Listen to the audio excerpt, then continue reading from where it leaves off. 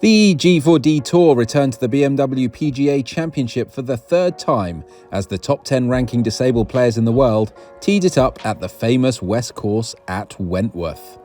Major winner Kipp Popert was looking to make it 3 wins in a row here at Wentworth and went into the final round tied with Irishman Brendan Lawler, both of them on 2 under par. The shot of the day, though, belonged to Italy's Tommaso Perino, after this near ace on the par 3 10th. Perino has limited function in one leg after a scooter accident and is a regular on the G4D Tour. This shot proving why. After an indifferent first day, Spaniard Juan Postigo Arce got off to a flying start. After a birdie on 1, he would sink this birdie on the 2nd as well. The left leg amputee would have a mixed day, but finish in a tie for 7th. Alongside him was the Netherlands' Daphne van Houten. Daphne was the first woman to break into the top 10 of the world ranking for golfers with a disability, and sank this putt on the 10th for par. Impressive stuff from Daphne. Former professional golfer Australian Wayne Persky showed off the skills that once led him to the Open Championship in 2006. He would make the long journey over from Australia just to play in this tournament and would save par on 7 after this delightful chip. He would finish in 5th spot.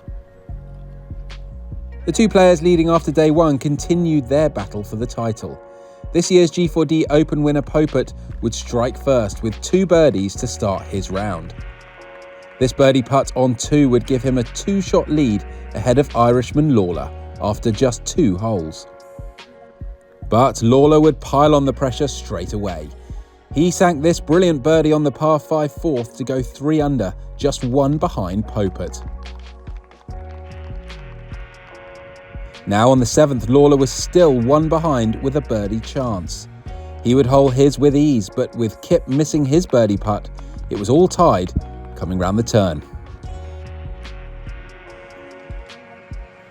After a drop shot on 11, Lawler had to keep the pressure on Popert, and this wonderful approach shot on 13 would do just that. He would convert the putt for his 4th birdie of the day and go back to 3 under with Popert. Former Ryder Cup captain Colin Montgomerie was in attendance for the final few holes, as Lawler and Popert still couldn't be separated.